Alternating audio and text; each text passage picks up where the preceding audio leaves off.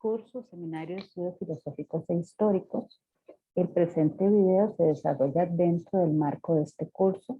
Va a explicar uno de los primeros contenidos de la unidad 1, denominada la ética como disciplina filosófica. El contenido que vamos a desarrollar por medio del video es construir una definición de ética, de moral y de actos humanos. Es realizado por la profesora Marian Álvarez Hernández.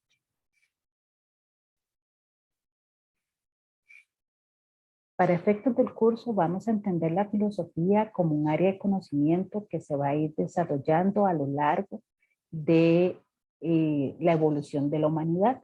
Tal y como podemos ver en la gráfica, vemos que Mafalda le consulta a su padre qué es la filosofía y este procede a investigar qué es. Para efectos del curso también vamos a descubrir de manera progresiva que la filosofía es un área del conocimiento humano que se pregunta por el entorno, por la realidad, por el ejercicio de la voluntad, la libertad y la responsabilidad del ser humano. Cuando hablamos de libertad, responsabilidad y voluntad, estamos haciendo referencia a una dimensión o rama de la filosofía que nos va a ocupar, que es la ética. La ética, ¿verdad?, es un área de la filosofía que va a estudiar la moral y el comportamiento humano. Entonces, para efectos del curso vamos a asociar la palabra ética con reflexión. Reflexionar sobre la moral y reflexionar sobre el comportamiento humano. ¿Qué es la moral? Una definición que podemos utilizar y que les va a servir a lo largo del curso es la siguiente. Es el hecho real que encontramos en todas las sociedades. Es un conjunto de normas a saber que se transmiten de generación en generación, evolucionan a lo largo del tiempo y poseen fuertes diferencias con respecto a las normas de otra sociedad y de otra época histórica. Estas normas se utilizan para orientar la conducta de los integrantes de esa sociedad. Entonces, la moral es algo que ocurre día a día.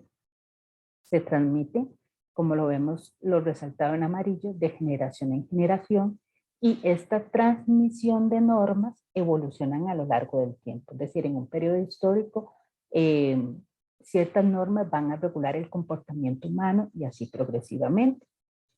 Está asociado, por lo tanto, a una época histórica. Dice el recuadro de acá abajo, la sociedad entonces, desde un punto de vista moral, tendería a la consecución institucionalmente tipificada del mayor bienestar posible para la mayor cantidad. Juan Jacobo Rousseau en el contrato social establece que cada uno de nosotros delega un porcentaje de su libertad y voluntad para construir una institución muchísimo más fuerte. Eso es lo que da origen a la sociedad moderna tal y como la comprendemos hoy en día. Esa sociedad, ¿verdad? Esa delegación de esa libertad y esa voluntad construyen lo que es la institucionalidad. Nosotros delegamos ese porcentaje de libertad y de voluntad para generar condiciones muchísimo más favorables, para generar un mayor bienestar para la mayor cantidad de personas posibles que pertenecen a ese entorno social. Adicionalmente, existen, como para comprender la dinámica de esa institucionalidad, existen un conjunto de normas que se van a reproducir en algo tangible. Entonces dice, por ejemplo, el recuadro número 1, hay un reconocimiento de órdenes superiores de la autoridad. Entonces, en esa lógica en donde nosotros cedemos un porcentaje de nuestra libertad, un porcentaje de nuestra voluntad, nosotros reconocemos en esas otras personas que nosotros le damos la potestad de administrar esta libertad y esta voluntad, autoridad.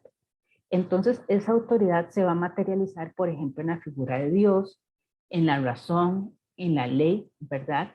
Y justamente ese Dios, esa razón y esa ley se van a materializar en instituciones, como la iglesia, como la ciencia, como los gobiernos o como los adultos. Entonces, una primera dimensión de esa institucionalidad se da a partir del reconocimiento de órdenes por parte de la autoridad. Esa autoridad puede ser, dependiendo del periodo de la historia, Dios, la razón, la ley, la ciencia, los gobiernos, los adultos. Y van a ser instituciones que nosotros vamos a reconocer y las vamos a dotar de autoridad. Segunda dimensión está el reconocimiento de la autoridad, la situación de un lugar diferente a él. Entonces, en la segunda dimensión, que está muy asociada a la anterior, que hay un reconocimiento de la autoridad, también se establece una relación de poder. Entonces, por ejemplo, el peligrés, ¿verdad? Hay una relación con el pastor, el maestro y el estudiante, el niño y el padre. Entonces, hay un reconocimiento de autoridad y hay una persona tangible, visible, que represente y materializa esa institución y esa autoridad. La tercera dimensión es de la ocupación de un lugar diferente, la transmisión como forma de preservación social. Entonces hay una transmisión de cambios, ¿verdad? De una tradición, se heredan de generación en generación y alguien tiene que encargarse de que esa transmisión se logre. Entonces podemos ver, por ejemplo, la relación entre un hijo y un padre. Un hijo reproduce las enseñanzas de su padre, el maestro el de del estudiante y así progresivamente. Tipos de normas. En términos generales, ¿verdad? Los seres humanos generamos sociedades, como lo mencionamos hace un ratito, ¿verdad? En busca del bienestar general. Y en producto de esa construcción social, que es eminentemente humana, ¿verdad?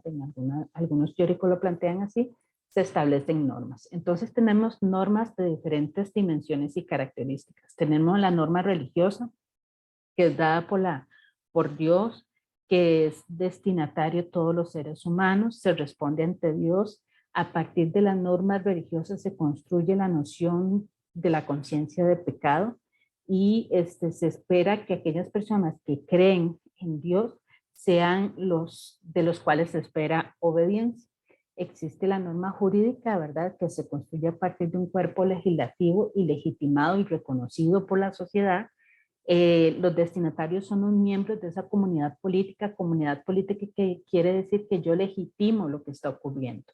Se responde ante una figura que son los tribunales, se determina por medio de las leyes y hay un pacto político de aceptación ante estas normas jurídicas. Tenemos las normas sociales que más que todo se dan a partir de las costumbres, refieren y las cumplen los destinatarios de una sociedad específica.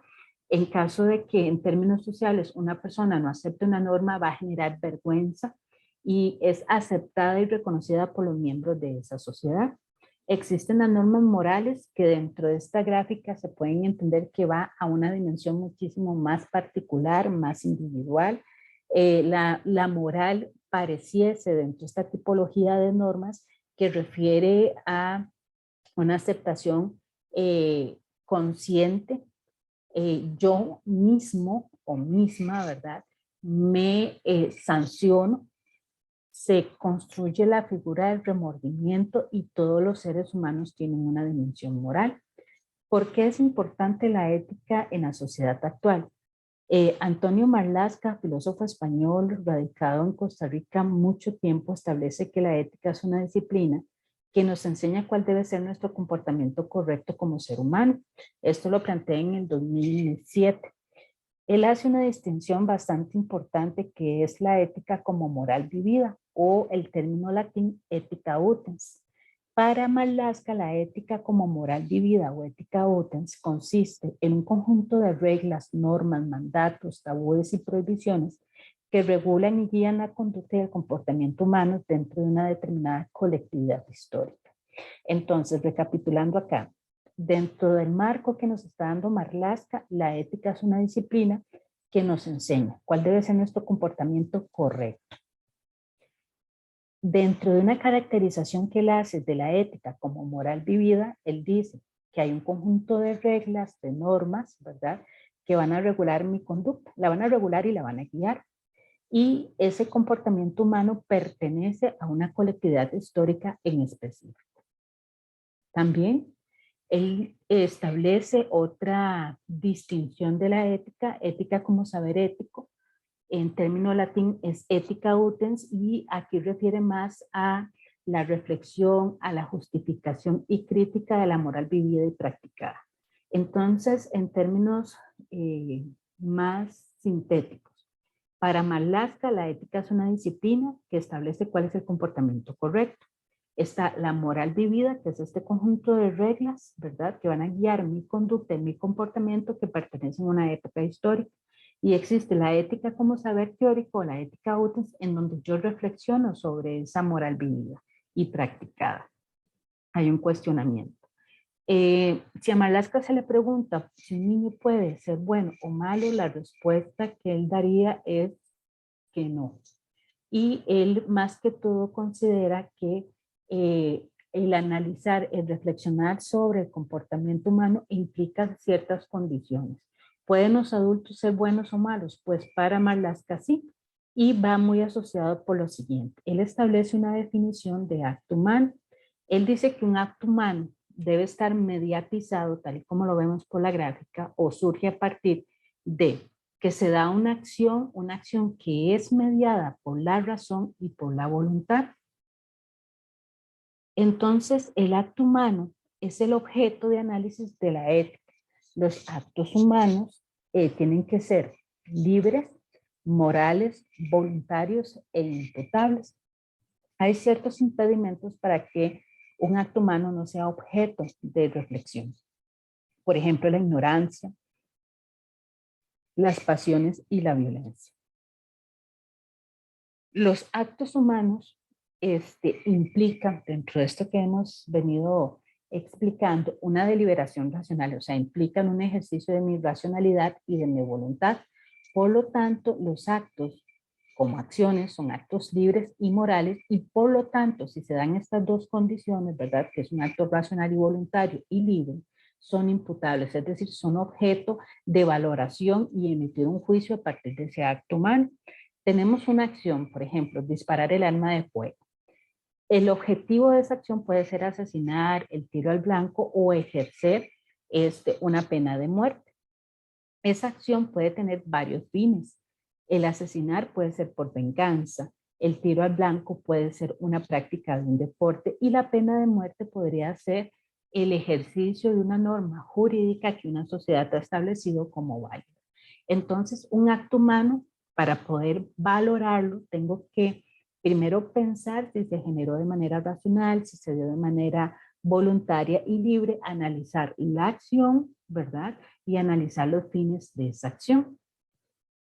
Hasta acá, estos dos contenidos que hemos desarrollado, ¿verdad?, de la ética como disciplina filosófica y los actos humanos, se construyó a partir de la consulta de estos documentos que ustedes visualizan acá, de Brenes, Notas éticas sobre la juventud en Centroamérica, de Marlaska, El origen de la ética, y de Marlaska también la introducción a la ética.